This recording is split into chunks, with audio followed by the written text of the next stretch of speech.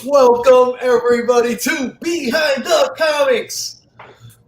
I'm Hialeah Comic Bro, and as always, I'm accompanied by this handsome double right over there.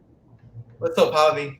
What's going on? Hi, Leah. What's Everything going on? doing? Everything good over here? How's everything over there with you, man? It's starting to get hot, It's starting to get hot. Summer's coming right around the corner, man. dude. The humidity's already kicked it. It's like in the 90s already, and the humidity's just inching up. It's already getting there, man. It is. Welcome everybody. We got Mr. Gresky who's hanging out earlier. I don't know if he's still there. I see a few people here, just don't see them, or maybe not. But anyway, here's Behind the Comics, and we have a great guest today. And Javi, I gotta tell you, bro, our guest tonight paid us the highest compliments. What's up, Oh, Jay Buff? What's up, Jay Hood? I reached out to him yesterday, right? Hey, okay. everything's good. You know, I always do that before a couple of days before the show. Hey, everything's good for Wednesday. And he pretty much answered me, what's the show about? Very cool, very nice. So I texted him back. Have you ever watched it? Oh, man. Oh, I could tell he's excited to be on with us. Let's bring him in. Without further ado, the Simply Incredible Podcast. Who? What? The D. What is up? What's up, man? Okay, Oh, time for the defense already. I didn't know which one we were doing. I've been working on 2 to 3 of my own, and I was like, wait, are we doing the sports one? Or am I getting invited to the music one? Are we doing the comics one? Which one are we doing? bro, when you answered me that, I was like, "Are you freaking kidding me?" Hey, what's up, Ladybug? Your exact words were, are you serious? Are you serious, Jay Hood? Guys, give me one quick second. Give me one quick second. Gotta turn on the fan. It's getting hot. But anyway, yeah, man. When you responded with that, I was like, "What the hell? Are you serious? What's the show about?" The show's about you, man. It's about the guests. Come on.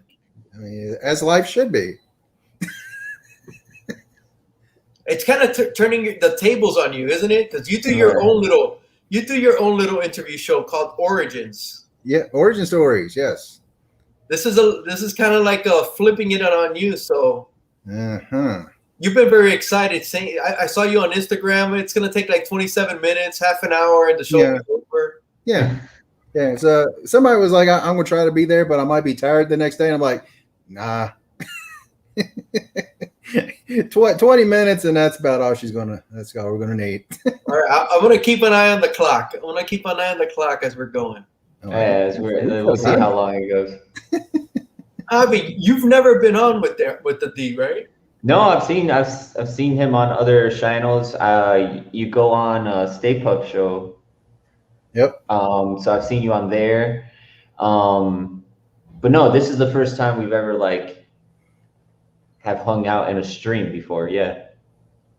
That's cool, man. Because he's been on my channel a ton.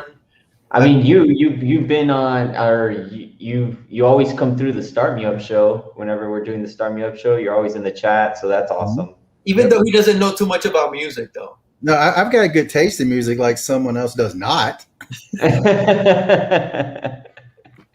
impersonation of Hialeah. There we go. That show will be back tomorrow night, season 2 tomorrow on Conquistadork's channel. Can't wait for that tomorrow with Goat. What's up, Ryan? What's up, Donnie? Steve? Donnie, Ryan, Steve. What's going on, guys? Stay tuned. Jay Hood. What 2 years will the music be on next time tomorrow? Javi, what did you? Okay, the show's about D, but since he asked, explain what's going on tomorrow. A little preview of what's going on tomorrow. Yeah.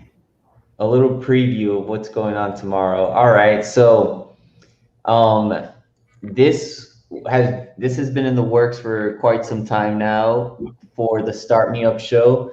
We took a little bit of a hiatus, but we're coming back, and we are doing a tournament of all the years that have won in the past shows. And we're going to do, instead of doing the top 10, we're going to do songs 11 through 20 from those years. Oh. And thank you to Mrs. Goat 99. She put in the effort and the work to set up the brackets, because we're gonna have a kind of like a battle of the bands tournament style type of season where we're gonna see which year comes out on top. But the 2 years that are gonna be on tomorrow's show are. Let me see here. It's all the winners from season 1. It's 1969. That's right. My year. Okay. I already know Hialeah just said 69. I'm voting for that for everybody. 1969 versus 1981. That's my birth year, and I don't think it stands a chance against 81, but that's just me. I already looked at the songs. It's great, man, because it's all different songs. We haven't touched any of these songs coming up. It's going to be a lot of fun. And what time? 9 p.m. 9 p.m. Eastern time. Eastern time. Everyone go check out Javi. You guys have a great day. What's up, Unruly? What's up, George? Cuz. Unruly, what's going on? My cousin George, what's up? George. So, okay. He says, damn, bro, you're old. Yeah, okay. Yeah. Yeah, Mr. He just joined the 50 club himself, so. Hey, I've got 1 year until then. All right. All right, D. Let's knock out the stuff with your channel first. How long have you been on YouTube? You've been on YouTube for a while, man. Just over 6 years. 6 years? Wow. Yeah. Back in what was it, November or September? September was actually my 6-year anniversary of being on, but I became kind of an official, where you can get all the monetization, everything was in November. So 6 years ago. That's awesome, man. Okay, back then, you're like, I'm going to consider you one of the old timers, because I'm sure a lot of people that were on YouTube when you started aren't around anymore. It's not a lot of them. It's not a lot of them. That's fair to say, right? Yeah. Why do you think that is? Burnout. Changing in the comic markets. I think so much of it in the last really 2 years has gone from being comic collectors to comic speculators. Yeah. And I think a lot of people have kind of backed out because people they don't want to see as much the weekly hauls as to what is the big book now. I think a lot of people just like, that's not my thing. I completely agree with you there.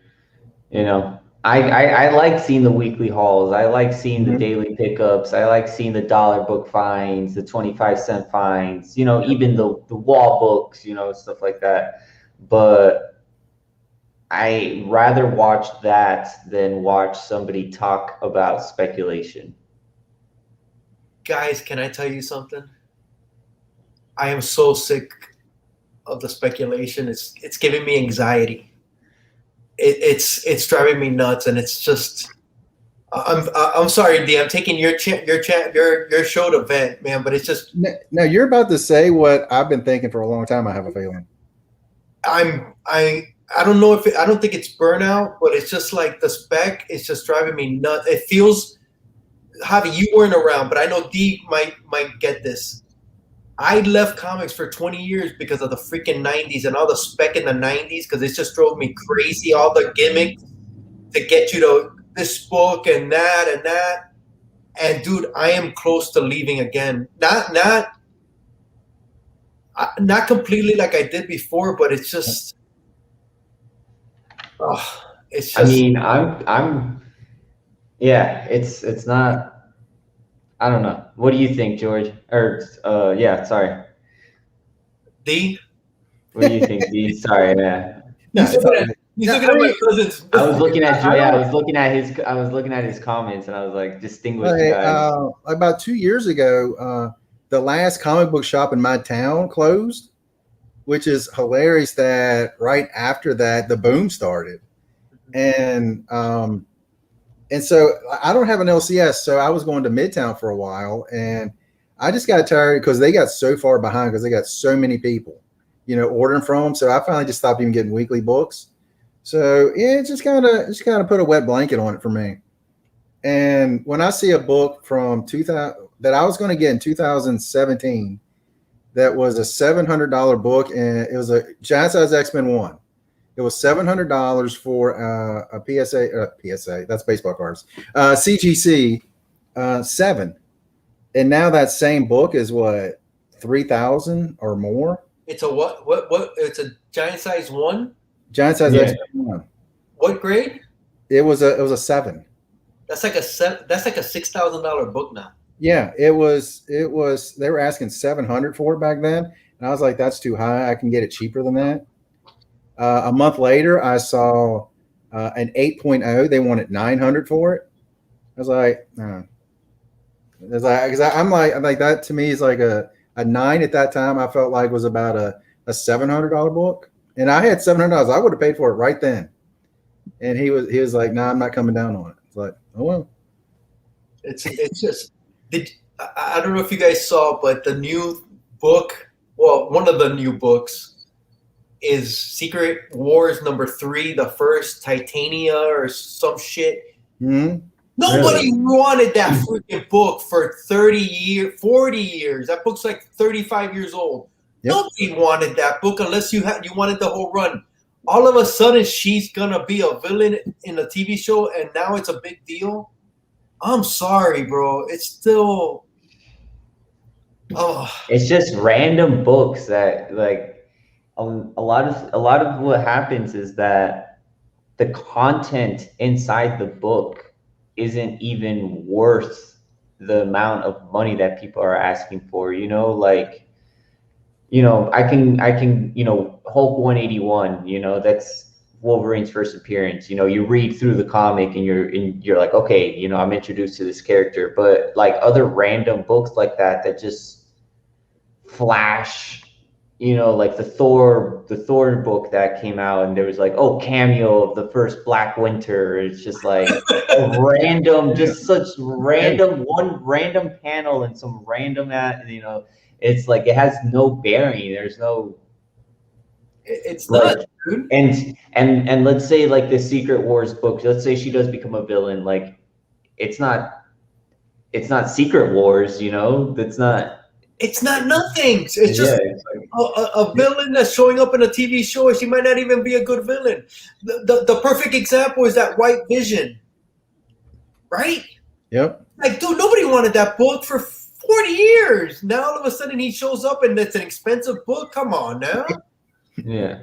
But anyway, for me, the one is, and I've got I think 6 copies of it just because I like the Teenage Mutant Ninja Turtles, but it's Adventures #1. And I'm like, that is now people are paying well over $100 for raw copies. I'm like, are you kidding me? Because they can't get the regular.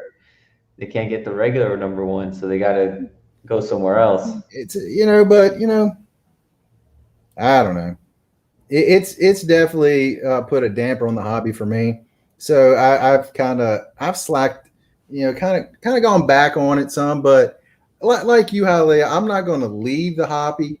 But I'm just not gonna be just out every week looking for stuff. Me neither. I've really taken a step back, man. It feels like the 90s. Mm-hmm. I'm not saying there's gonna be a crash like the 90s, but it just feels like the 90s are. What are the die cut covers and all that crap? But I just saw the other day someone posted of the ferret. The ferret. It's like a die cut cover. I'm like, really? The ferret. The ferret. The thing is different with the 90s. Now it's all the shop. The shop exclusives, one per store. One per store. The store exclusives. That's basically the die cut, the glossy. It's the same crap. They're just giving it a little different. The thing they first start kind of tipping it for me, thinking we're going in a bad direction, was this right here. But, oh my god! Oh my god! Tell me about it. Newsstand versus a regular book. It's exactly the same book. Dude, like, give me seriously, it's got a barcode instead of a picture of Spider-Man there. Like, come on, dude. Come on. I could give three shits. I could give 3 shits about Newsstand, Direct. It's who cares, man? It's like, come on. Now, have you seen the Pence variant? Yep. Oh, the dollar variant or the penny variant? It was Canadian, the Canadian variants. Now it's gone to the Pence variants. Yeah. Oh my god, it's driving me nuts, dude. I just realized we started this thing off on a kind of a Debbie Downer over here. I know. Yeah, no, but people this is a common topic across, especially nowadays. Like, I'm sure it's been around forever, but it just seems definitely a common topic. Yeah. Because go ahead. Because when the variants started, was when I really realized how out of hand variants was I think it was Star Wars #1 when Marvel come out. I think there was over 100 variants for that, and I was so there's over 100 variants for each Vampirella issue. Well, yeah. I mean, blood has to be in different spots, and the tushy has to be in a different area. Yeah. What's going on, Big Remo? Remo. Oh, my relief. All right, man. Hey, yeah, the Mark Jewelers, everything. It's just Mark Jewelers. I don't what is the big deal of a Mark Jewelers insert? You're not gonna buy the jewelry, like why? Yeah. Are they still? Why do you think it's cool that a jewelry advertisement inside of a comic book? Like, well, I mean, if I could buy the diamonds for the 1970s prices, I would buy some. If I could buy comic book prices that were back then, nowadays, I would. Yeah, well, then, Well, they always had the Mile High comics in them. Yeah. Go to Mile High Comics now and try to buy a comic book. They are absurdly priced there. They're crazy. I got the chance to go there once, and it's crazy. Yeah, it's an experience. It's an experience. It's an experience, but they're super high priced. Do you remember those Mile High ads? Those were our price guides. Yep. Those were, me and my friends used to sit down, open one up, and look what I got. Hey, this is $3. Look at this one. This one's up to $4. Right. And that was a big deal, bro. And that was a freaking big deal. It's crazy, man. Newbie Comics in the chat. What's going on? Greg Brown, what's going on? Yeah, he says seasoned comic collectors aren't purchasing the first appearance of Titania or Volcana because most of us already have it if we wanted it. It's true. Exactly. It's true. But just because now it's hot doesn't mean I want it now. Right? It doesn't mean that you covet that book more than what it already was, Exactly, and I'm not gonna go looking for that book and pay that ridiculous price when I know a month ago I could have had it for what, $10 maybe. I don't think it was $1 book, but I don't think it was. What is this going for now? I'll tell you, there was one book that I was looking for. I'm still looking for it, but to me, it's a dollar bin book. I think it's X-Force 116. The first appearance of You Go Girl. What number was that? I think it's 116. See, I don't even know. I've got the first appearance of You Go Girl. Yeah. All right, hey man, let's get back to what this show's about. I'm sorry, that was our little vent. Well, we're almost at that 20-minute mark. All right, guys. We got 8 minutes to go.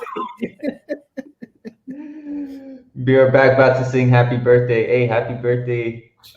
Just don't sing it online because then you'll get trademarked and you have to take it out of your video. Yeah, we'll get copyrighted. We'll get a copyright strike. It's Remo's birthday? No, I don't know whose it is. Hydro Man bombed. Yeah, the Unruly Simeon saying he doesn't even know who. 1 second, my mom is calling. Go ahead. She never calls, so there must be something. Hey, it's the Behind the Comics show. You know, she already knew it was not a big deal. So, yeah, the market is being driven by Disney Plus collectors and cutthroat flippers. The cutthroat flippers have always been there, but the market, I guess, or the interest. Somebody else mentioned supply and demand earlier. It's definitely widening. There's more people that are becoming interested in comics that weren't there before because of, Disney Plus and things like that. There's definitely people coming in that were never Beta Raging, what's going on? There's definitely people coming into it that were never into it, and that's a good thing. That's not a bad thing. No, it's not a bad thing. I mean, we're getting great content as far as the TV shows, Disney Plus. Definitely the universe is expanding in a way that I would have never imagined back when I was collecting comics 10 years ago. You would have never thought, oh yeah, there's going to be 20 Marvel movies that all tie in, and Thanos is going to, I would have never thought about that. That's a dream. That's a dream come true, honestly. Right. Come true. Right. So with that, it kind of makes sense how the source material is becoming more hype around it. The comics. First appearance of this character, first appearance of that character, kind of makes sense in that regard. But it's getting to that point where it's getting crazy. Yeah. So the YouTube world changed. A lot of the people that were on when you were on, I gotta say, when I got into watching YouTube, yours, I've told you this before, yours was one of the first channels I saw. And you were always in front of your wall with a ton of pops. It was mainly pops. Mm-hmm. And then you would show pops galore. And then you would show your slabs, and that was an introduction to me in slabs, because you among others, but I didn't know what slabs were. So that was. I didn't know the name of them when I got back into the hobby. I got back into it probably around 2012. And someone said a slab. I was like, well, what is a slab? He said, oh, it's just a graded book. And I was like, oh, okay. It's an attuned. Entombed. So encapsulated, or whatever that word is. Hey, my question though is, how come you stuck around and you're still doing it when so many of your contemporaries are gone? Because I have fun. How do you keep it fun though? I mean, it's funny because my views back in 3 years ago, every video I put out would get at least 200 views. Now I'm down to getting like 20. But for me, it's like I'll put out a video when I get something and have fun doing it. It's not about the views. It's not about whatever.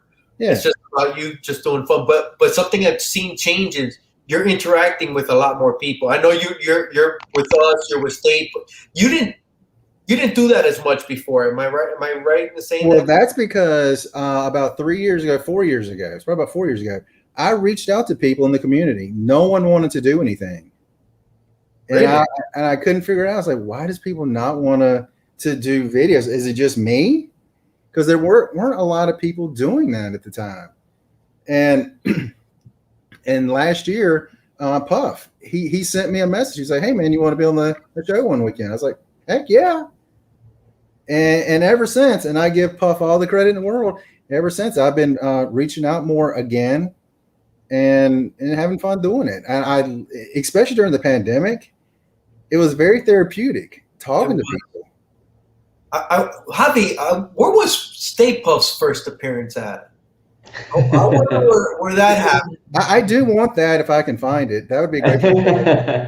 It'll be on Conquistadork's channel. First Rage Sunday. Nice. That was Puff. That was a big deal. That was a big deal when Puff made his first appearance. And look at him now. Now he's like a star. He is. He's always been a star. He's always been a star. You're right. Yeah. Got to transition from. He was as the baseball cards. He was a rated rookie, and now He's an all-star. And now he's an all-star. On the way to the Hall of Fame. Freaking Puff. Bro, is it Remo's birthday?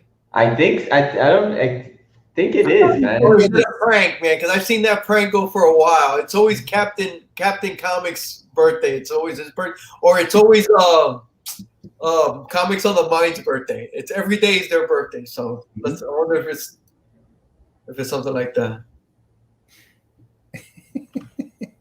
Unruly. Unruly's the best thing. Unruly's the best. So, how did I get started? How did you get started? I'm glad you asked that question.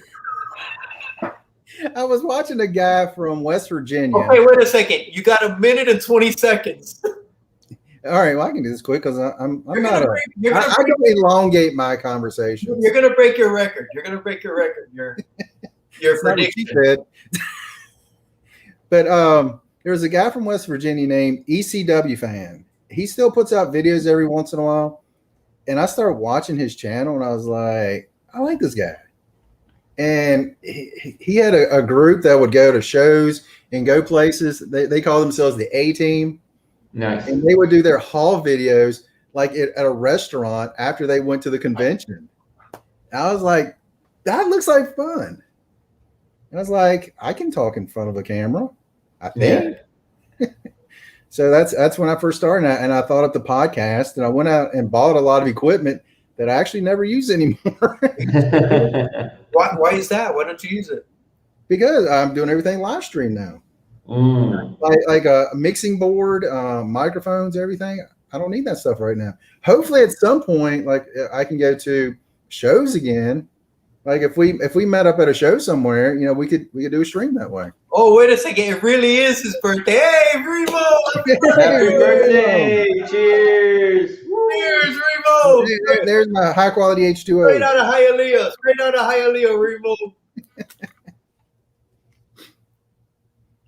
So, but that's when you started YouTube.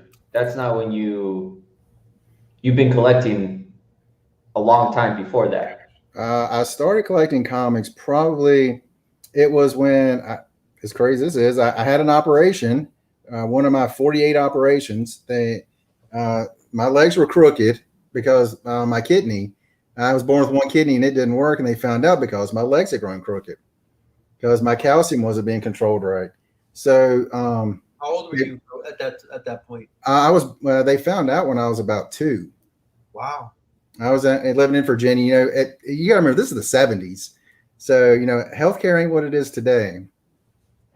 So they actually sent me down to South Carolina, and I was 2-3 years old when they did that, and found out I had one kidney. And later on, they were like, well, he'll be on dialysis before he's, 4 or 5 years old. I'm stubborn. I didn't start dialysis until I was 12. No, I was 11. I was 11 when I started dialysis. I had my first kidney transplant when I was 12. But I was probably around. When your first kidney transplant at 12? Yeah. Wow. At that time, I was the youngest person in the state to have a transplant. Oh, wow. And now someone stole my record. That bastard. Yeah, that's what I would say, but I figured it wasn't PC to say, some young bastard. But but I think I was probably around 9 or 10 in the hospital. And, back then when you were in the hospital, you stayed for a week, even if you just had a cold. Yes. And they had a room for the kids to go play and stuff. And I saw some comic books, and I remember watching The Incredible Hulk, watched the old Batman series, and stuff like that. I wasn't old enough to watch Batman when it first aired. I had to watch reruns. And I saw some of these books like, hey, and these are cool. And all the kids are finger painting and stuff. And I was looking at them, and she said, the lady was like, hey, you want to read some? I'm like, yeah. She let me take some back to my room. And later on, she told me that no one had ever even asked about them. They've been sitting there for a couple years. She gave me the box. There was probably about 50 books in it. She just said, you can have them. So when I got out of the hospital, that was my first comic books. Wow, that's awesome. Yeah. Do you still have any of those? No. through my moves, everything I had probably pre about 2000. They all went away because my brother's like, "You're never looking at them." I was like, "Yeah, I'm really not." And I didn't think about value or anything with them at that time because, like you, I'd taken time off. I don't want these things anymore. Yeah. So they went away. Magic Glass was asking if you remember any of the books that were in that box. I don't remember the individuals, but I remember it was Batman, Superman, Wonder Woman, Captain America, and Spider-Man. It was like a mix of all those. Yeah. So yeah, I was like, yeah, this is really cool. And about that time, I was watching. Was it around that time? Spider-Man and His Amazing Friends. Oh my God! Yes. The cartoon. Yes, man. And I fell in love with those characters. Firestar and Iceman, right? Yep. I mean, watching Iceman, make loop-de-loops and stuff going all around. I was like, that is the coolest thing. Yeah. Bro, that was much watched TV on Saturdays, man. Yeah. Bless. I used to love that. Yeah, me and one of my friends, we were talking about that one time. It's like, what did you used to do on Saturdays? You wake up at 6:00. You don't wake up your parents. You go get a bowl of cereal, turn the TV on. That's what you did. That's exactly what you did, bro. Yep. That's exactly what you did. So that was much younger, much more innocent time. Back when you could find comics on spinner racks at drugstores. Right. Bodegas. At bodegas. How you said at 12 you had your first kidney transplant. How many have you had? 2. Okay. How long did the first one last? When was the second? I started dialysis when I was 11. No, 10? 11. And I had the first transplant when I was 12. I was on dialysis. Lucky number 13. I was on dialysis for 13 months. I started on the 13th. Oh, wow. September 13th, I had my transplant. I was in the hospital, 4 months. So it wasn't 13 months, but or 13 days. And I got out of the hospital. So, yeah, it was. So I tell people 13 is not that bad a number. It's not. And I had that transplant last about 4.5 years. Wow. And that was because of teenage stupid Daryl not thinking he needed to take his medicine. Because once you get a transplant, you got to take medicine for the rest, right? For the rest of your life. Yep. Anti-rejection medicines and some steroids and other medicines that kind of like one thing will kind of affect one thing. So you got to take something to counter that effect. So now I take like 11 different medicines a day. A day? Yeah. It's about 20 some odd pills a day. My goodness. No. When you first had it, it was about 50 pills a day. Wow. So it's not that bad. Yeah, you just have to keep up with it. Yeah. That's the hard part, I guess. I have 2 med boxes and I'll do 2 weeks at a time. So that way every 2 weeks I just have to redo the med boxes. So it's not that big a deal. Yeah. So when did you have your second transplant? At 16? No, 2011. Okay. Because I had a lot of other things going on, and it's like, we just can't quite give it to him right now. I went on dialysis, and then for a long time, we just didn't really look into doing it because I was actually doing really well. So it was like, there's no reason to really do it now. Back then, I was doing dialysis. Well, when I first started dialysis, I was doing peritoneal dialysis. What they do there is they put a tube in your stomach, and every 4 hours, you'll put, for me at my size, I was putting 2 liters of a solution in. You leave it in for 4 hours, then you drain that solution out. Then you put 2 more liters of fluid in, you leave that in, and you just keep doing that. So then when I had that first transplant, I was like, yeah, we're good. Then when that rejected, I went back on the peritoneal dialysis, kept getting infections. So we ended up doing hemodialysis where they put 2 needles in your arm. One drains the blood out, goes through a machine, filters, and it goes back in the other needle.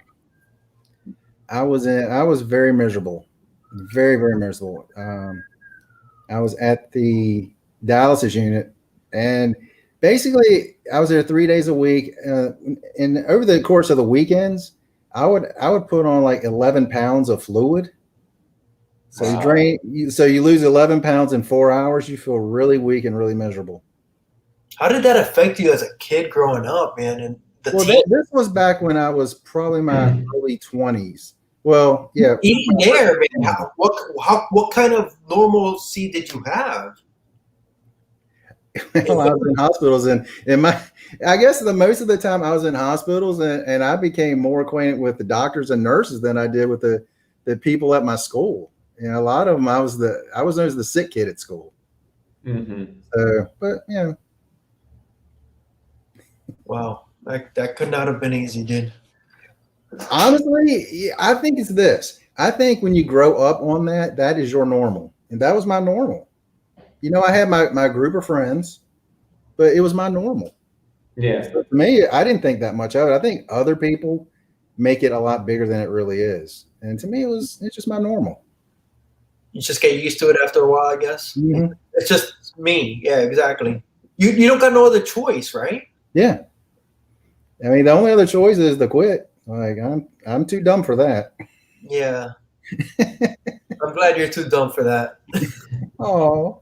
You said you had a group of friends. You still have those friends? Any of those friends like one of them I still talk to every so often. We're trying to get it set up so we can do a podcast just talking about the good old days in the 80s, hanging out, like spending weekends, you know, when we first got the Nintendo, having a weekend of just playing Nintendo games or playing wiffle ball in the backyard. That was so much fun. Starfire. I think everybody's stuck on the Saturday morning Spider-Man Spider-Man and his amazing friends. You messed everybody up on that. What, you got something to show? Oh, there it is. Nice. Issue number 1. There you go. The Triumph of the Green Goblin. The good old days. Good stuff. I just one of my friends bought me that last year, so I was like, "That's pretty cool." That is cool. You were talking about cons. You go to. I think I've heard you say that you do. I think you've gone to San Diego. Yeah, been there. Heroes been Con. there 17, 18, 19. I've been there 3 times. Was it 4 times? Really? Yeah, 3 times. I love it. I absolutely love it. You're around, 100,000 of the nerdiest nerds, and you got some of them dressed up in amazing outfits. I'm not that guy. I don't dress up when I go because I don't want to, like, every time I'm doing something, hey, will you take a picture? No, I want to look at the comic book. Right. And a lot of the cosplayers, they never even go into the actual con itself. They're around taking pictures, being around other cosplayers, and to me, it's an absolute blast. It is fun, dude. Have you ever been to any of the cons in Florida? No. I definitely want to come to MegaCon sometime. Yeah. And just come out. Honestly, the last years made me want to come down even more because I've met the Florida crew, and I want to come down and hang out with you guys. It looks like it's happening. Dave Bautista just got announced. I think William Shatner got announced. There's a few other people, so it looks like it. I don't even want to say it. Don't jinx it.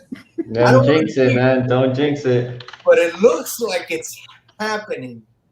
Hey, Flicks and Comics. Me and her, we were talking that if next time they have San Diego, hopefully next year, me and her and some other the YouTubers in the community can get there and hang out. That'd be great. It looks like MegaCon's happening, so that might be a thing, dude. So was that in August? Did they move to August or August 12th through the 15th right now? That'd be awesome. And I know Dave Bautista just got announced this earlier today, so hopefully we're getting back to normal little by little. Dude, the cast from The Lord of the Rings, they're supposed to be there. Them too. So nice. The names are trickling out. You've also been to Heroes Con? Heroes Con, love it. I go every year. I would like to go to that one, man. That is a true comic book show. I mean, they do have a cosplay area, but it is really focused on the books, the memorabilia that goes with it. But Artist Alley is huge. They get a lot of really good guys for that. That's what I've heard. It's more of a comic book creators. It's more. That's the focus. That's two other ones where they get all spread out and stuff. Yeah, Matt Claremont there, Daryl Banks, and his Green Lantern run, oh, so good. And what is some of your favorites? What is some of your favorite comics or creators or characters or? I will say this: for the longest time, I had no idea who wrote it. I had no idea who did the art. I just read the books, and really the last 3 years or so is when I've really become a lot more knowledgeable of who writes stuff and who does stuff. Like right now, probably one of my favorite artists outside of like the really big name guys like Alex Ross, Jim Steranko, which I still love Steranko artwork. Gosh, he's so good. But is Alex Garner. I love Alex Garner art. Oh, I don't know if I know Alex Garner. What does he do? Let me say, I may or may not have some books over here. Are you still into the pops? Oh, I know Alex Garner. I did buy 2 pops recently because it was the like Harley and Batman. That's about all I really get much anymore. Okay. Did I put that book somewhere else?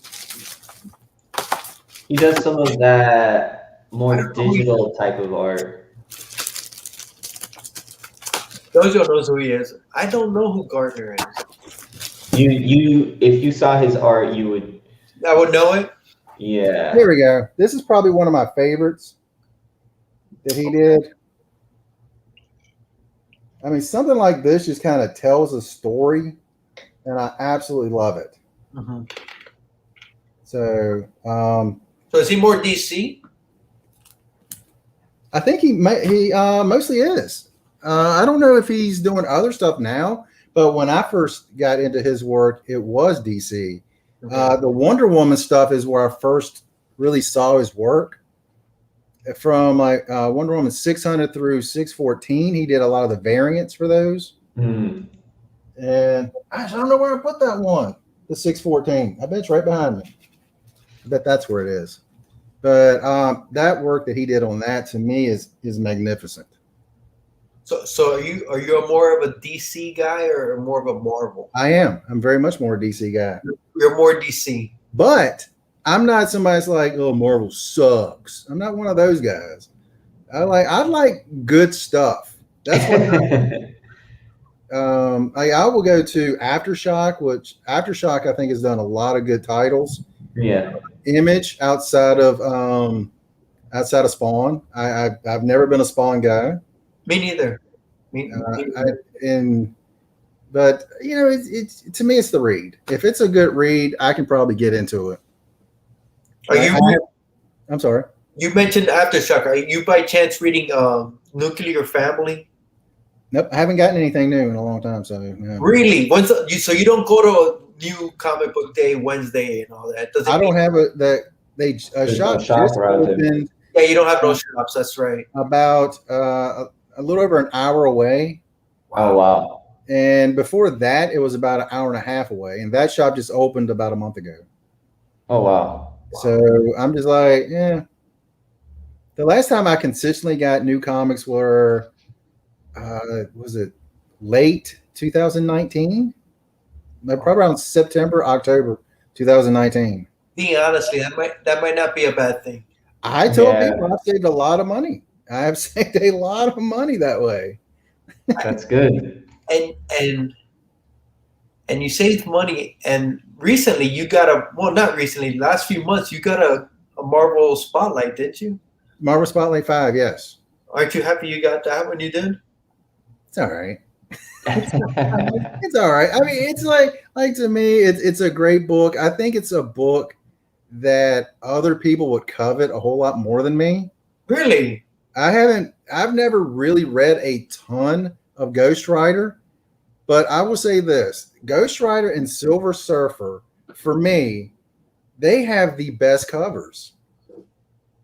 I love the art on the covers of those two characters. I'm not arguing with you. I tend to agree with that. I have Ghost Rider, yeah. Ghost Rider, definitely. Silver Surfer too, man. That first run, just talking about that classic run is Yep. beautiful covers, man. And I do have the one with Silver Surfer and is it Spider-Man or is it Spider-Man? Yeah. Yes. And I love that cover. So I mean, it just to me the Silver Surfer covers are magnificent. I don't know if people say he's a whiner and he's always depressed and he's always crying. I freaking love Silver Surfer, man. I can't. I freaking love him. And I don't think I'm alone. Yeah, Mike Poog is definitely underrated. Yep. Big time. Mm-hmm. All right. So another love of yours, which you're probably watching on that TV next to you, is sports. I'm actually on the TV over there. I'm watching Us. What I'm kind of doing is I'm trying to see if I'm glitching much. Really? No, you look fine. Yeah. Okay. Because sometimes mine looks like it glitches, and I can't watch it over there. Too. No, you're fine because I know you're a huge sports guy. How did that start? Because obviously, with all your growing up and all those issues, were you able to play sports at all? 1 year of baseball. Wow. 10 years old, minor league baseball. Played 1 year. Wow. I got a bunch of walks because I was really short. I got one hit. I still remember this hit to this day. Bases loaded, opposite field single, 2 runs scored. Nice. So I got an RBI single. RBI single. That was a highlight. That was it. Yeah. So the love of sports, where does it stem from? Is it from your parents or just growing up? Me and my brother, we always bonded over sports. Nice. My grandfather. Before he passed away when I was 3, he used to take my brother, because my brother's 3 years older than me. So they used to always watch wrestling together and watch baseball together. So when he passed away, my brother is kind of like my de facto dad almost, because my dad, he left years and years ago. So that's a way for us to carry around. So we just bonded over sports. The love of baseball. Play wiffle ball in the backyard all the time. Me and our neighborhood guys, we used to play that all the time. And so, back in our day, you had baseball twice a week, Saturday baseball and then Monday night baseball, and loved it. Absolutely loved it. Back before Sports Center and all that other stuff. Okay, we didn't have Sports Center, but do you remember This Week in Baseball? I was going to mention that Twip Notes with Mel. Oh my God! How about Saturday afternoon, or maybe it might have been Saturday mornings? You had the baseball bunch with Johnny Bench. Oh no, I don't remember that. Yeah. He used to have kids with him, and they would talk baseball, and they'd have celebrity. Some of the superstars like Reggie Jackson would come on. Nolan Ryan. Well, maybe not Nolan. I remember Ozzie Smith was on there. Back when he was young. He might have been with the Padres when he first came on there. So yeah, every week, and it was great. Love that. Hey, am I wrong in saying this? But we used to get it like in doses like that. Didn't it make it feel a little bit more special? Yep. Right. Yep. Now I feel like sports. Sports is just it's just everywhere. You can't have a day away from it. It's everywhere. Back then, Monday night, that was must see. Monday night football, Monday night baseball. That was must see. TV, man, because you would get it in spring. You remember when there was a big fight and it was what was it that they would call it? Not standing room only. It was oh my God! They had a name, and people who would go to see it at a certain spot because it wasn't you couldn't get it on your house. I forget what it's called. Oh, the pay-per-views. It was the closed circuit. It was closed circuit. Closed circuit. Yeah. Dude, those were events. Yep. I remember me and my brother and one of our friends, we went to see, was it 1983 or 1984? It was, I live in Virginia, so we had Mid-Atlantic Wrestling, and their pay-per-view was Starrcade. Starrcade. You had Ric Flair against Harley Race, and the tag was a flare for the gold. And we went to the Roanoke Civic Center and watched it there. Crazy, right? Yeah, it was on a big screen. You couldn't really see it that well. It's like, man, we could have gone bowling instead, but no, we went flare for the gold. No, but they were big deals, man. You wouldn't Yep. you'd hear about it later who won, and you would. I remember you would have to go the Monday morning newspaper. I used to love getting the Monday paper after the NFL Sunday and just looking at the box scores and seeing the stats of what everybody did in the games, because you couldn't just look that stuff up, man. You had to work to find out just the basics. Yep. It made it more special. You remember the sports machine with George? It was a George Michael's sports. George Michael every Saturday night. What was it, like 1 o'clock in the morning? Yes, 1 o'clock in the morning, bro. Yep, I love that. God, the George Michael sports machine. That guy I completely forgot about it. When you just mentioned, I was like, yep. Love that guy. But it was it was really Sunday morning by the time we actually got to watch it. It was Sunday morning. You'd have to be like up at 1 o'clock to watch it, and there was no replay. You couldn't record it. You know, I don't. It was just the information you got from right there and then. It was just. I remember one of my friends when he got a VCR. It's like, ooh, what does this thing do? You put the cassette in the top and you pushed it down. Yeah, back then. And the first thing I ever saw that was recorded was the slam dunk contest when it was Dr. J versus Larry Nance in the finals. Wow. And Dr. J from just inside of the foul line dunk. And they was like, oh, from the foul line. It's like, no, he was just inside. Technicalities. Yeah. Technicalities. But right. Dr. J is still one of my heroes. I love him to death. I still got, one of his old cards right there. Oh, no, I dropped the other ones, but there he goes. Old school Dr. J. There he is. Got glare. Oh, wow. It's kind of blurry. But that's from 70? That's a nice card, dude. Oh, wow. That's originally from 77.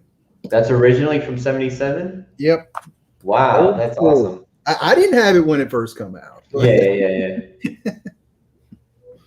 That's a nice card. Yeah, like the 70s and 80s, that even up through early 90s was really my prime of sports. And then we opened up a baseball card shop in actually me and my brother, we really bonded more over baseball cards. We started in flea markets back in 1985. And that's when we really, really started doing baseball cards. And in 1990, we had our own shop and everything. So, yeah, good times. You opened up your own shop, or you? My brother did. Oh, so wow. I worked for him. And we loved that. You go to work and you're talking sports all day. Is your brother still into that, or? He got out of it. He's not a collector. So one of my friends was like, so what does he collect? And I was like, well, he collects money. He's very, very frugal. He doesn't collect. He just never has. And I think his wife has one baseball card because she said he kind of looked like Roger Clemens. So she has a Roger Clemens rookie card. Nice. What is he? I'm a hoarder. Your opposites. Yeah. Do you sell at all, D? Very little. Very, very little. What about the pops? I still have about 800 or so of them. 800? Wow. Last year, right before the pandemic hit, I was going to sell a bunch of them to a shop. And as soon as I got everything set up, I went through everything, kind of looked at all the prices, and the pandemic hit. And they're still in boxes, like in 2 rooms. Wow. So you don't even have them displayed. You have them put away. I've got most of them put away. I've got all my DC ones. I have a few of the TV ones that I was keeping and things like that. Well, you said Batman and Harley. Those are your go-tos for the pops. Mm-hmm. DC. If it wasn't for them, I would never have gotten into Pops. I was at Toys R Us. It was not long after they first come out. I remember seeing them. I was like, these things look ridiculous. And they had a buy one, get one. And I was like, you know what? I'm going to get the Batman and the Harley. So I bought those two. And I didn't buy any more for months. Really? And then the Arkham video games. Love those games. Nice. And they put out a series of the Arkham Pops. That was it. That was all she wrote. I started buying those, and then other ones I was like, well, that Joker one over there, that looks pretty cool. Oh, there's a Star Wars one. Okay, those look kind of cool. Yeah. And next thing you know. Hey, can I tell you which one you have that's super badass? And you probably showed this maybe 3 or 4 years ago, but I still remember when you showed this. I hope it was you that showed this, because I remember it, and it's you. The Hong Kong Phooey in his car. Yep. That's still in that room where I used to do the videos. It's still right there on that wall.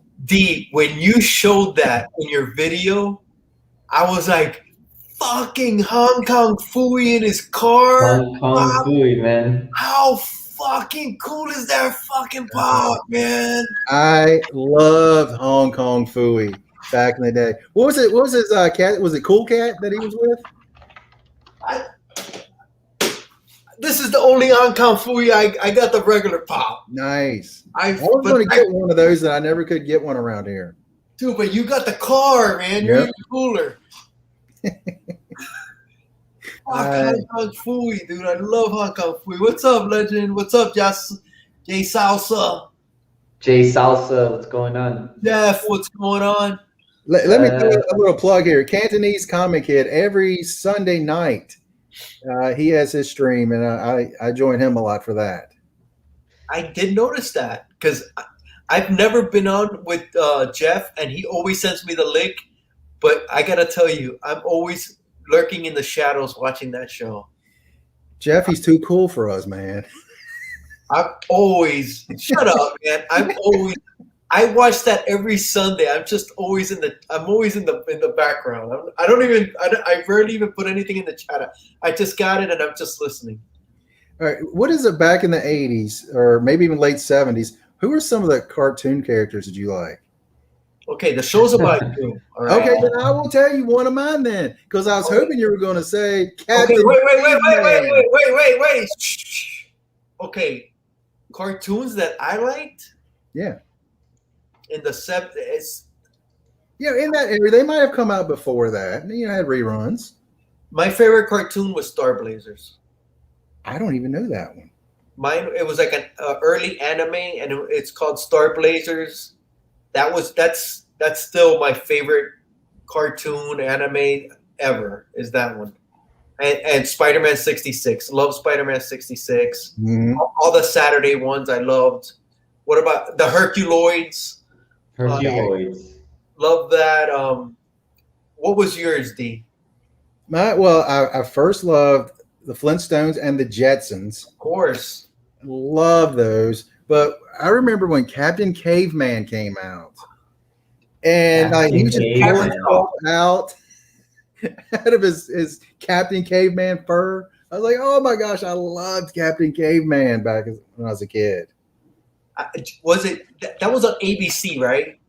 I don't remember what channel that was on. I think that was ABC. They also had Jabberjaw. Yeah, Jabberjaw. Jabberjaw. Dude, I loved all of those, dude. Genie and Babu. Yep. Yabble Dabble. I don't remember that one, dude. I used to Yabble Dabble. That was so great. I used to, Captain K. Yeah, he had the club and he was up there shaking. Yeah. I like Space Ghost. There used to be a Tarzan Batman hour, but Tarzan would do that. This was on CBS. I used to love the Tarzan. I like the Tarzan half hour more than the Batman. Man, there was so many good there. That was another event, right? Saturday morning cartoons. Yep. Okay, I remember I would go to my great aunt's house, and she had this little TV, and we would watch. You remember the old Tarzan TV show? I mean, the old movies. Gosh, some of those things we would watch. It come on in the afternoons, and some of those are kind of terrifying for children. Yes, yes, they are. Well, you know what was terrifying? The old Star Trek when you're like 4 or 5 or 6. That shit, dude. Not the tribbles, but there was one where like these rocks were super hot and they would move and kill people, and that episode scared the shit out of me, man. Oh, somebody said Johnny Quest. Yes, Johnny Quest. I remember. Johnny Quest was Scooby Doo. Awesome, dude. I just actually watched a Johnny Quest the other day. I think it's on. Is it on HBO Max or Peacock? It's on one of them. I was like, oh, the old school Johnny Quest. Dude, those were great, bro. Ray Spannon. Oh my God, Ray Spannon was the coolest mother there was, bro. He was so freaking cool, dude. And he had his male companion. and the dog. I used to love the dog. Bandit, yep. Bandit and Haji. Freaking loved it. Scooby-Doo. Dude, so many good stuff. The Horda. Ooh, that one, I don't know. I don't know that one either. Johnny Weissmuller. Yeah, that was the classic. He is Tarzan. He was Tarzan. Yep. But Olympian became Tarzan. Yes. But then they had or not. I don't remember that, but I remember he was an Olympian. Yeah, he was an Olympian. He was.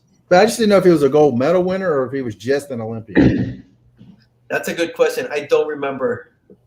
I'm old. I don't remember now. I think I want to say he was, man, but I want to say he was. Oh, the Horda. The Star Trek. Okay. The Horda was the Oh, is that what they were called? Okay.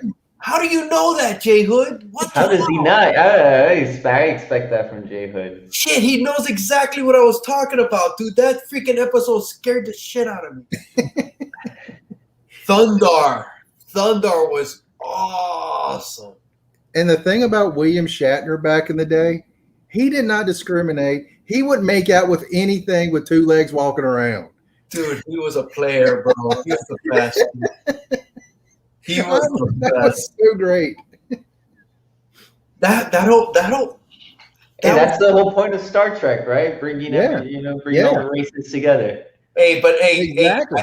D. I ain't gonna lie, dude. That green girl was hot, dude. Yeah. You know, it's always the green. It's always the green ones. Dude, she was hot. She was hot as shit, dude. I've always wanted to meet Uhura. Dude, I wanted to meet that green chick. I'm sorry. I wanted to meet that green chick. Catch that pigeon. Favorite Martian. Dude, I used to like back in the day. Dude, I used to like you at the beginning of the show. You brought up we saw a lot of reruns. That's basically what we saw when we're basically the same age. Mm-hmm. But dude, there was some really bad reruns, but I loved them. And they're probably not even that bad. Dude, you remember Family Affair? I loved Family Affair, dude. I don't remember that. You don't remember Buffy and Jody? Oh my God, and Mr. French? Really? Nope. What about Hazel? Oh yeah, I loved Hazel. Oh, my 3 sons? Okay, that's more my mom's. Oh, stop. I remember that. My favorite TV show from those days, well, I mean, it was back in the probably 50s or 60s, was The Honeymooners. Oh, The Honeymooners, which is basically the Flintstones, right? Or the Flintstones are basically the Honeymooners, right? Yeah. Same concept. Yeah, basically. Except they have houses next to each other instead of living in an apartment complex. Yeah. I was a big Lucy fan. I love Lucy. With Ethel and Fred Mertz. The best. The green what? The green one worked at Publix. Hey, I worked at Publix. Maybe that's why. Maybe that's why. Maybe that's why. Oh my God, Police Academy. Look at that. Dude, I love Family Affair, dude. I gotta look that up because I feel like I have seen that. You Chico and the gotta Man. Chico and the Man. Yep. You know what was one? I liked it, but I could tell that I wasn't getting all the jokes, and I just wasn't getting it because I was too young, but I still watched it. And then I watched it later when I got older, and it's like, okay. Do you remember Barney Miller? Yep. Yep. In that little building, I mean, the little police station up there. Yep. With Fish and Wachowski, or so. Was that his name? You don't know that show, right, Javi? I thought that was his name. No, I don't know that show. I know Cheers, Wings. This is Brady Bunch. Wings. I loved Wings back Wings in was the day. excellent. Wings was excellent. Yeah, Barney Miller was like the late Nick at Night shows. There's so many good stuff. I watched them live when they first come out. Like Cheers, I never got into Cheers, I guess because I'm not a drinker, so I just never really gravitated toward them being in a bar. So I just remember it being on Nick at Night. That's when Hey, wait a second. The Cosby Show. Donnie just brought up, dude. Have you ever heard the theme to Beretta? The song, a long time ago. That is one of the greatest song intros to a show ever, and it never gets better. If you can't do the time, don't do the crime. Don't do it. And oh, dude, he was a little guy, but he was a badass. And then he had the cockatiel. Oh, I freaking loved Beretta, dude. It was so badass. Inspector Gadget, excellent. Yep. Brady Bunch and 8 is Enough. I remember them very well as a kid. Oh my God, 8 is Enough. Very well. For me, it was the Partridge Family. What was the main dude? Was it Dave Cassidy? Dude, greatest hair ever, right? That guy had the greatest hair ever, dude. I wanted to be him, dude. I think every boy wanted to be him, and every girl was in love with him, right? I remember every girl loved him way back in the day, yes. But you didn't want to be him? I didn't really care. I think I was too young at that point. I was more of a Danny Bonaducci's age, I think. Oh, dude. What a dick he turned out to be, huh? But he was a dick even on the show. Yeah. But I still loved him. I loved him as well. Yeah. Starsky and Hutch. Okay, the show's supposed to be about D, man.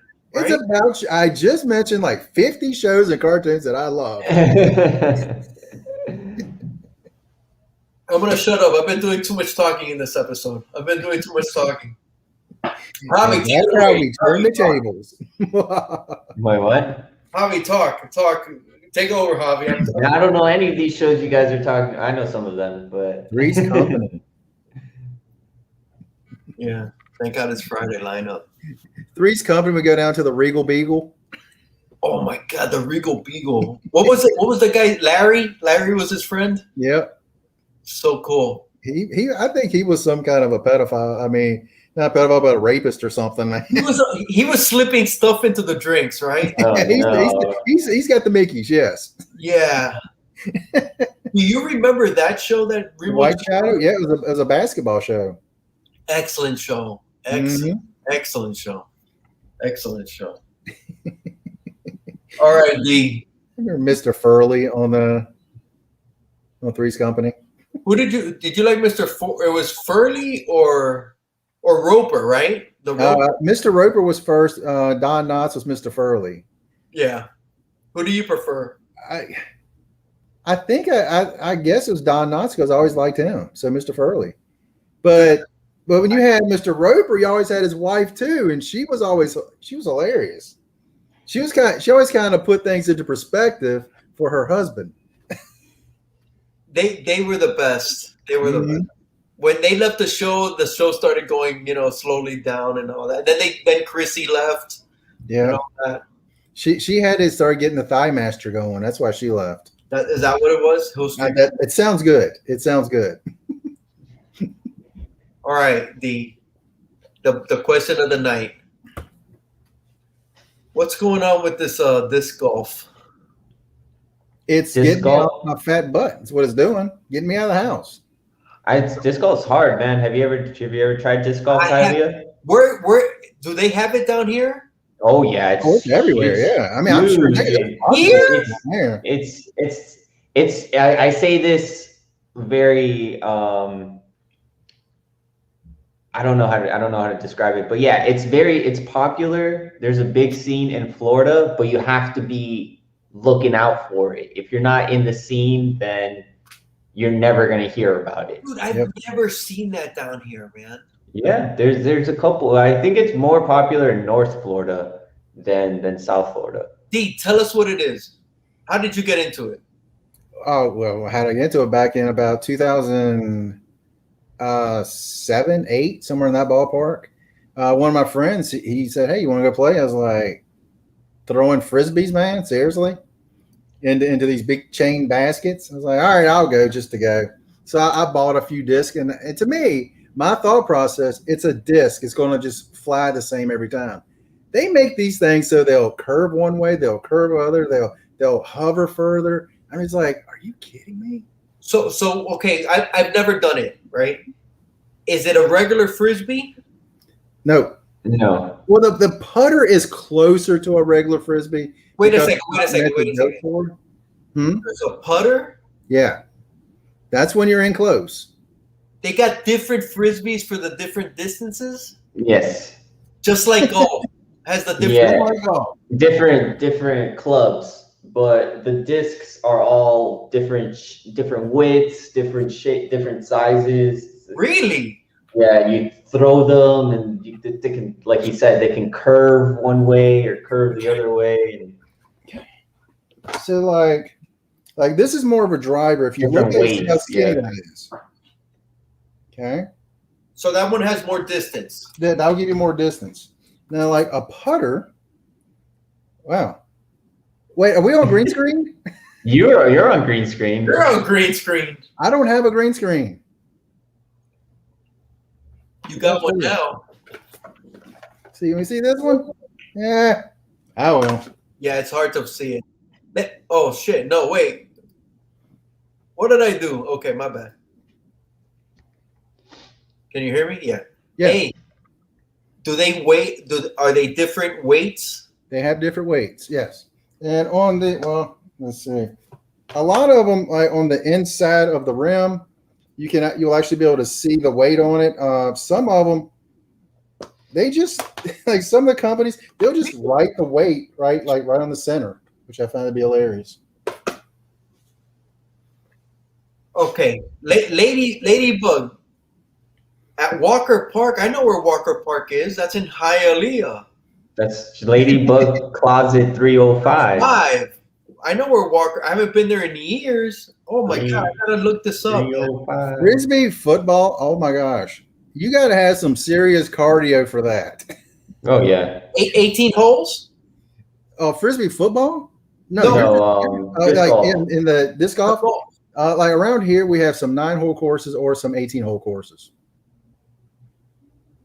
And what did you say you needed the cardio for the football?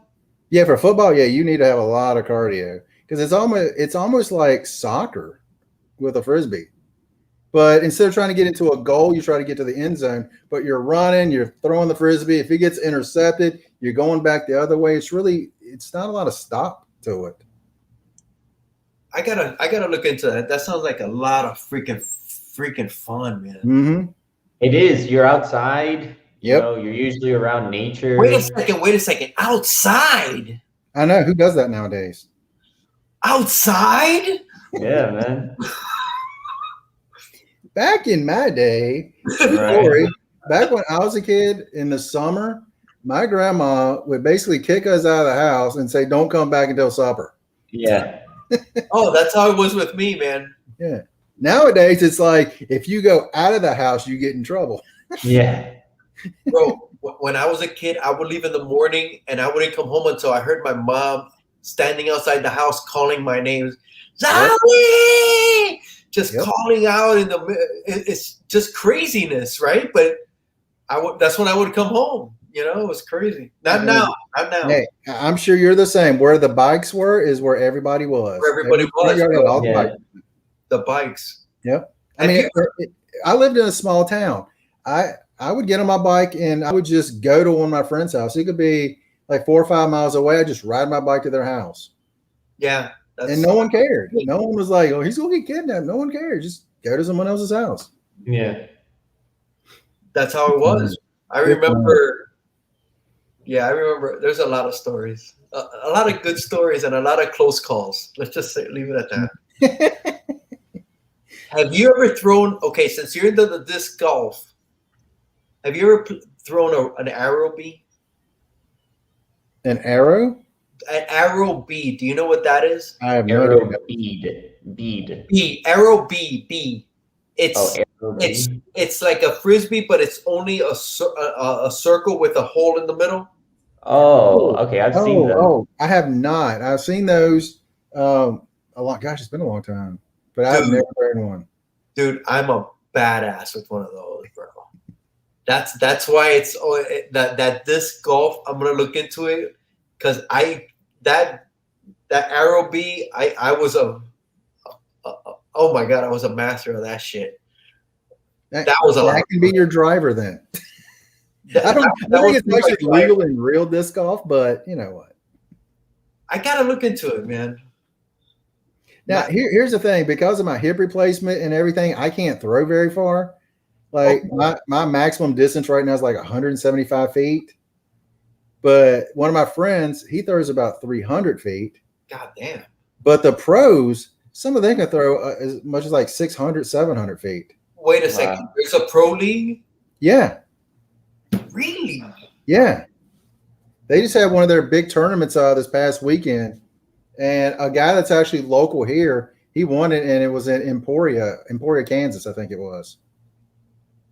Nice. And it's, I mean, those guys and the women that play in those leagues, it's another level. It's insane. That's I have to really look at it. And you recently started, what was it, Saturday that you did your first show? No, I mean, I got the podcast. It was last Friday. Yeah, we got another one set up for Friday this week. Yeah, nice. Talk about the players, the different discs, some of the tournaments. Hopefully, at some point, we'll get bigger and have some of the actual the pros come on. That'd be great. That'd be awesome. You gotta do that. Like I don't know if you guys have seen Hero and the Kid. They're into the bodybuilding now, and he's interviewing all these bodybuilders and powerlifters. Mm-hmm. I can see you doing that. I hope so. I mean, there's some big podcasts out there that already do it. So, but at some point, you know, as word of mouth gets out there, you know, hopefully. Nice. How long has that been around? Well, I know I first started in about 2008, and I think the course that I first started at the time was the only one in the area. I think that opened in 96 or 98, somewhere in that about that time. Dude, I can't believe I haven't gotten into that. And I'm pretty sure it started way before that. So it's not easy, man, because I tried. It's not easy. I tried. When did you try that hobby? Probably like 3 years ago. Really? My buddy has a pair of discs. Chad's friend Ryan. Yeah, he has a pair of discs, and I tried and he was trying to teach me how to throw it, and he was like, "Yeah, it's like sliding. It's like you're opening and closing a sliding glass door." Yeah, it's like you bring your elbow in and release. Yeah. And it's not the same. It's not the same as throwing a regular frisbee. Right. You're not like coming in your body and flinging out. You're coming like this way. This way? Yeah. It's weird. You can't throw it like this? You can, but it's not gonna get the same distance or the same. Oh, I don't know. The pros can throw backhand. I mean, again, 600 feet. It's insane. I'm like, are y'all using some kind of illegal arm to get that velocity? What is going on with you guys? It's in the wrist, ain't it? It's not in mine. But it's a lot of fun. You get outside, and what's great about it is you can play by yourself out there, or you can, have friends and playing. Like for me, I went out and played 9 holes today, so out by myself. Just being outside, walking around, it's good for you too. Okay, is it expensive? At my local Play It Again, you can get disc anywhere from as low as $7.99. Some of the more expensive ones is about $25. Now there are professional discs that are in the hundreds. I'm sorry, this is each disc? Yeah.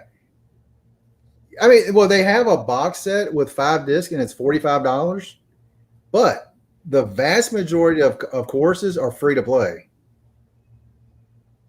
Like in real golf, you're paying hundreds of dollars for the clubs. And then you got to pay tons of money for the balls, and then you got to pay greens fees or cart fees. Of course. And this, I mean, the 6 disc I have right here, I'm into them at probably $50. So and I'm set. Nice. I'm gonna look into it. It sounds like something I think I would like. It's fun. And I have to. All you need is some good hips. Well, at least one more than I've got.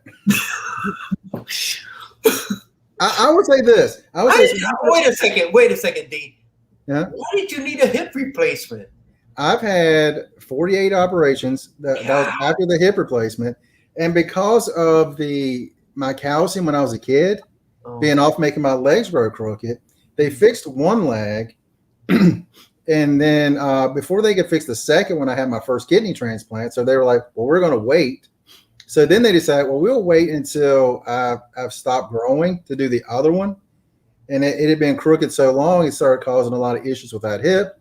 Wow. And as I got older, arthritis, finally I was like, I just can't do that anymore. It just hurts too much. Wow. So 2 years ago, we got a new hip. And you happy you did that, huh? I'm very happy I did that. I mean, I can't do mixed martial arts anymore, which kind of sucks. I love doing kickboxing, but I can't do any pivoting on that. I can't really throw the kicks because it can damage that joint. But you're pain free. Yeah. Excellent. I mean, I got the muscles around that joint are, because I've been so lazy the last year, they kind of tender, but it's fun. The first game was held in Canada in 1927. Yeah, imagine that. Wow. God, I'm so late. 8,800 courses worldwide. Yeah, but that's, I mean, God. It's still not a very popular sport at all. It's growing now in Europe. It's huge. In 2019 at the European Open, I think they said they had like a few thousand spectators. So I mean that's pretty huge. Around here, on like the big tournaments, I mean like right now, obviously no one's going, but you get a few hundred people going spectating. But over the last year and a half, it has really started booming. So you might like it, you might not. I would highly suggest just give it a shot. Get like a few discs from Play It Again Sports. Get the used ones. Go out and play. If you don't like it, sell them back to Play It Again Sports. I'm gonna look into it, man. It sounds like fun. Honest to God. It's good times. And on your phone, you can get an app, and you go to your course, and you can put your score in as you're playing. Fuck. There's an app for everything, dude. Yeah, you got an app for everything. Nowadays, yeah. Have you guys noticed? Dude, apps are freaking amazing. They're scary. Can you imagine, D, when we were kids? That's freaking the future. That's freaking science. That's Star Trek right there. Apps. Yep. Dude, I will tell you when I realized Star Trek may have been, was it Gene Roddenberry? He may have been from the future. And the day I thought of that was when I got my first phone. It was a flip phone. And I was like, that is the comms device from back in the day. You flip it open and talked on it. And I was like, this is from Star Trek. Yeah. The only thing I needed to do, they really, with those flip phones, they should have put in that freaking sound. Yep. Every time you would do it, that would have been perfect. Somebody should have thought about that shit. What was it, like, whatever it was? You know what it was. Something like that. Somebody missed the boat on that shit, dude. That would have been so cool. That would have been so freaking cool, dude. But it's true, man. Apps and people just take it for granted. Yeah, it's normal. It's part of normal life nowadays. Yeah, people take it for granted for sure. Oh, I remember playing back in the early '80s the Atari 2600. 2600, yeah. Yeah, and you played football. You had 5 blobs going against their 5 blobs. And now you play Madden, the new Madden or something. It looks like the actual players out there. It looks like a real game, a real NFL game. It's incredible. That freaking 2600, they were like squares, and they were like, and they were like freaking just Mastodon. I'm still waiting for the teleporter being. Dude, if you get that, it's going to end up like Spaceballs, and your head's going to be on backwards, and you're talking about how big your butt is. Yeah. Exactly, The Fly. Which I love Spaceballs. What a great movie that was. How big is? Oh, I see your shorts is as big as mine. I love the part where they're calling out to each other, like doing the calls to each other. Yeah. That freaking movie's ridiculous, bro. He wiped the screen. Raspberry. No one raspberry. Lone Star. No, it's not. So freaking ridiculous. Good time. That's good. Hey, we're on an hour and a half. We're at an hour and 27 minutes, D. Yeah. And you still learn nothing about me. Yes. It's a secret. We haven't really talked about my love for Harley Quinn. I mean, I see the art on your back wall. Over here. And then you have some blank. Are those autographs on there? Yeah, these two up here. One I got from San Diego Comic Con. I've got probably 50 autographs on that one. Damn. That's the one at the top. No. San Diego is this one because that is the one Harley invades San Diego Comic Con. And the other one probably has 30 or so autographs. I got that at Heroes Con. So the bottom one, all the way underneath the signatures, that's a original sketch. Who's that by? That's the Jay Lee Harley Quinn sketch. Yes. Oh wow, that's awesome. Yeah, he did that at San Diego one year. Then up here, right there, that is a good friend of mine. She made the painting because when I first started the podcast, I wanted something with Harley trying to grab the mic with the Simply Incredible podcast on it. And then a couple years later, Super Zero came out, which to me was a great series from Aftershock Comics. So I wanted Harley and Drew fighting over the microphone to be on the Simply Incredible podcast. Nice. So that's what that is up there. Oh, I just realized this right here is Alex Garner, a print right here. Right there over my shoulder. Oh, really? The Gotham City Sirens. Nice. I forgot about that. Had that right there behind me the whole time. D, when you went to San Diego, who did you go with? Did you go by yourself or? The first year, my friend Josh, he went and he made one little mistake. His wife was like, go have fun, spend whatever you want, just enjoy yourself. But he carried that over till he got back. He got a little too close to the sun and he spent too much money when he got back. And that's when she was like, dude, we got to shut you down. Wow. He was still spending tons of money on comics and everything. But so the next year he was like, nah, I don't want to go. He's like, I've been there. I've done that. And I was like, totally understand. Totally understand. So the second year I went by myself. Really? And that was the year. Only reason I made it through that year was because I got an injection in my hip the week before.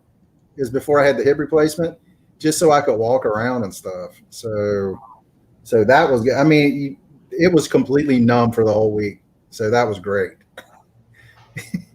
Wow. Then not last year, 2 years ago now. Wow, I forgot. 2 years in a row, no San Diego. It still makes me mad. One of my best friends, he moved a few years ago. So he was going to go to San Diego. We were going to get there. We were going to hang out. And a few days before, apparently he broke his arm doing some mountain biking. And he said he was still going to come, but another one of his friends was coming too. So I met his friend in San Diego, and we got the room. And then Scott's like, yeah, I'm not going to make it. It's like, dude, wow. Seriously? He literally called like 9 o'clock that night. So we were like, nah, man, he's going to show up. He's going to show up the next morning. Never showed up. Oh man. I was like, son of a dirty rotten. Yeah. But then I get to hang out with his friend and who actually hurt his ankle the week before on a boating incident.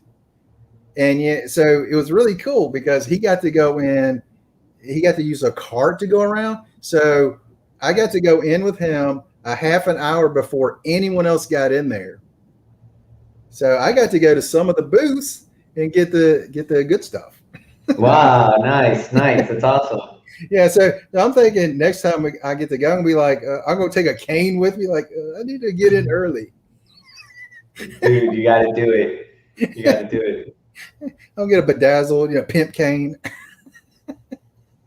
Sweet.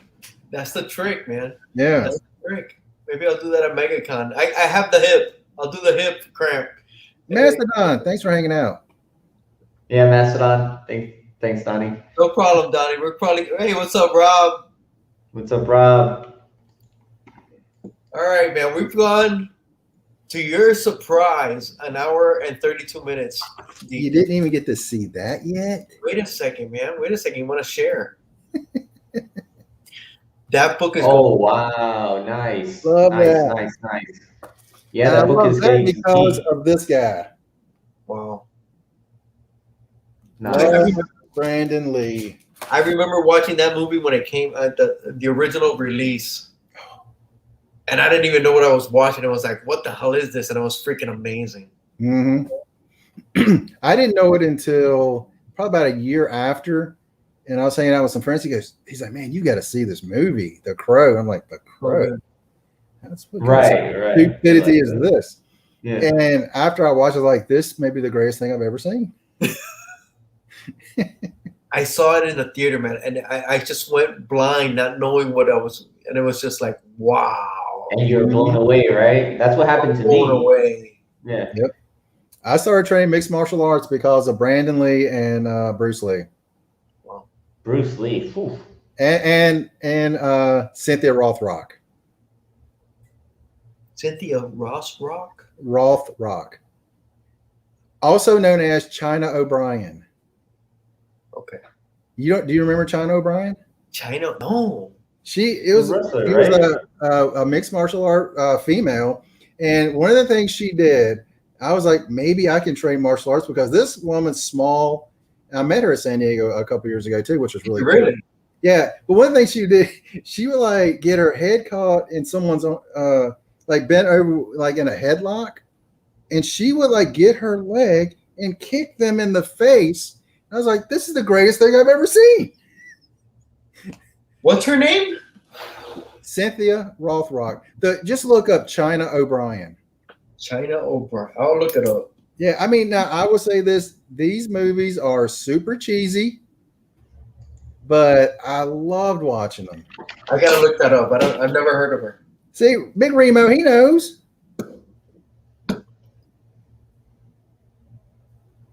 China And let me O'Brien. just say this: I like thick looking ass. good, still looking real good. All these years later. I'm gonna have to look her up. All right, D. Man, thank you so much. I think we're at the hour and a half. Mm-hmm. D, what do you got going on? Friday is What are you laughing at, bro? Big Remo's comment. yeah, that's what I was saying. She still got that thing tight. I met her with Don the Dragon Wilson, so that was a good day. Oh God, I haven't heard that name in forever. Yeah, he looks like his face looks like a catcher's mitt. I mean, it looks like he's caught one too many fists. Shit. But let's see, Friday, let's talk disc golf, episode 2. And one of the things I do put in there so people know what episode it is. If you look on the disc golf, the basket on the rim, it's got which episode number it is. Nice. Because when you play disc golf, most of the rims will have what number hole you're on. Clever. Are you doing that by yourself, or you have somebody with you? My friend Todd, he's doing it with me. Okay.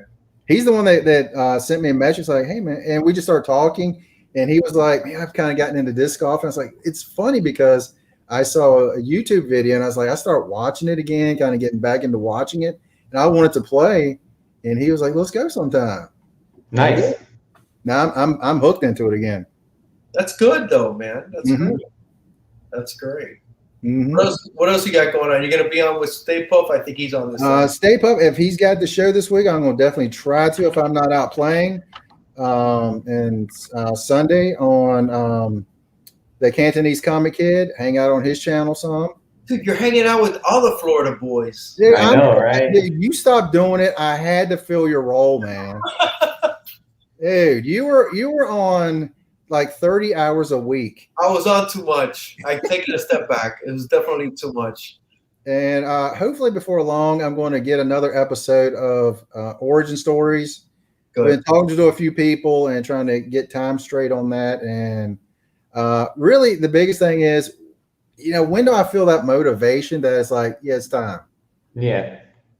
Being forced to do it every week, Yeah. it's not working for me. So It's not working. Yeah, it doesn't work that way. yeah. And at some point, I want to get the gang together and start doing our baseball stuff as well. Our top 5 favorite players at each position. I want to watch that. The Johnson Show. It's moving to The Johnson Show. I mean, I feel like there's going to be some kind of trademark infringement not being on your channel. No, man. It's Think about that. I've been talking to the lawyers. We talked. We said we worked out a deal. So You worked out a deal. You negotiated. yeah, the Johnson Joe's moving to the Simply Incredible podcast. So Just for baseball, and then we'll be back over there. I'm hoping we can do. I really want to do a football draft with you guys and do that live, and I think that'd be awesome. we got to do a fantasy draft. Yeah, fantasy football league. That to me would be amazing. That would be fun. We'll do a league definitely this year when the time comes. That sounds like great. Javi, what you got going on? Tomorrow, the Start Me Up show, season 2. You guys have to be there in the chat. We need you guys to be in there casting in your votes. It's going to be an awesome time. I'll reveal the tournament bracket tomorrow as well. So stay tuned for that. The Start Me Up show tomorrow night with me, Hialeah Comic Bro, GOAT99. 9 p.m. Eastern Time, 6 p.m. Pacific Time. Make sure to check it out.